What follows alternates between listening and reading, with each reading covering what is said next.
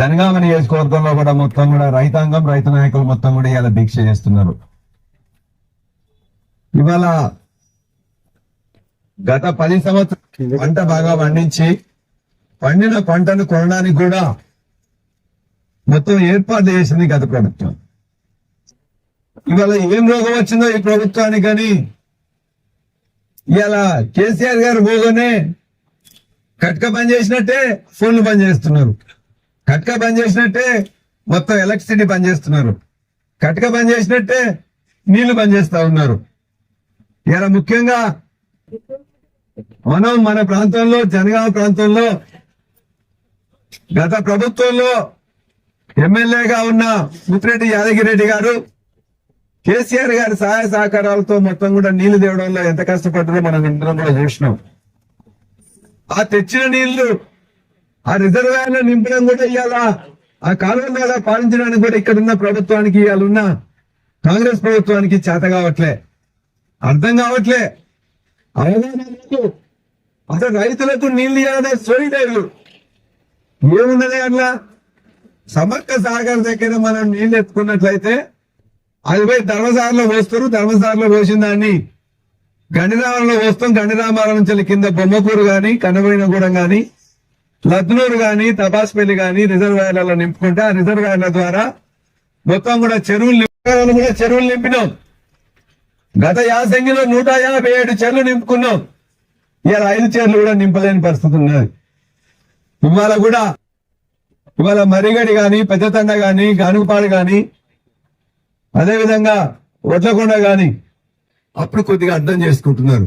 అధికారుల మాట వినట్లే, అహంకారం తలకెక్కి రోజుకోసారి మిగతా వాళ్ళని మాధవీలం తీసుకోవాలని చెప్పేసి అనుకుంటున్నారు. నేను ఇక్కడ రాజకీయాలు ఎక్కువ మాట్లాడదలుచుకోలే, కానీ నువ్వు ఏదైతే చెప్పిన వాటిని మొత్తం కూడా మహాలక్ష్మి పేరు మీద 2500 రూపాయలు ఇస్తా అని చెప్పినావు. 2500 ఇయ్యలే.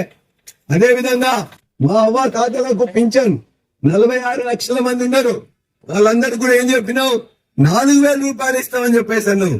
4000 రూపాయలు ఇయ్యలే. ఉన్న 2000 రూపాయలు ఒక నెల పనిచేసిండు. జనవరి నెలలో 2000 రూపాయలు ఇయ్యలే. ఉన్న పింఛన్ ఇవ్వలేదు. 2000 రూపాయలే నువ్వు ఇస్తున్నావు.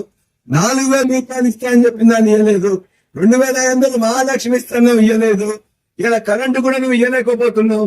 ఈ విధంగా రైతాంగాన్ని ఇబ్బంది పెడుతూ మామూలుగా మా యొక్క ఎవరైతే మహిళలు ఉన్నారో వాళ్ళందరూ కూడా నువ్వు నమ్మబలికినావు. వాళ్ళందరూ కూడా నువ్వు ఇస్తామన్నది ఇచ్చిన తర్వాతనే ఇలా కొత్తగా మళ్ళీ మేనిఫెస్టో పెడుతున్నట. ఉన్న మేనిఫెస్టోలో ఉన్నాయి చేయలేదు, గ్యారంటీలు చేయలేదు, హామీలు ఇవ్వలేదు, ఇచ్చిన హామీలను చేయలేదు. ముందు వాటిని చేయి, వాటిని ఫుల్ఫిల్ చేసిన కొత్త మేనిఫెస్టో చెప్పు. ఇవాళ వాటన్నిటి మీద దృష్టి మరల్చి అనేక గ్రామాల్లో బెదిరిస్తా ఉన్నారు, అదిరిస్తా ఉన్నారు, కేసులు పెడతా ఉన్నారు, అరెస్ట్ చేపిస్తా అంటున్నారు.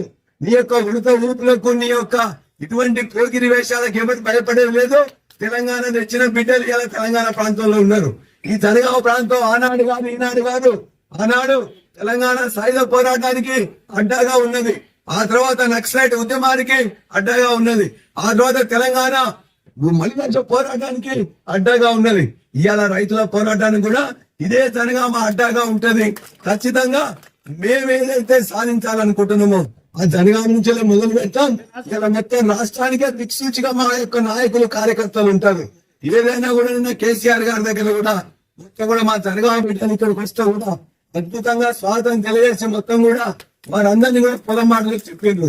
అట్లానే భవిష్యత్తులో కూడా ఏ పోరాటమైనా మొదటి నుండి ఎట్లయితున్నామో ఈ జనగామ ప్రాంతం నుంచేనే మా రైతులకు కావాల్సిన వరి బోనస్ 500 తెప్పించుకుంటాం. మా రైతులకు కావాల్సిన రుణమాఫీ 2 లక్షలు ఇక్కడి పోరాడి తెచ్చుకుంటాం. మా రైతులకు ఇవ్వాల్సిన నష్టపరిహారం గతంలో ఇవ్వాల్సిన దాన్ని కూడా ఇవ్వలే, ఇప్పుడు ఇచ్చేదాన్ని 25,000 కూడా ఖచ్చితంగా ఇవ్వాలని చెప్పి మేము కొట్లాడుతాం.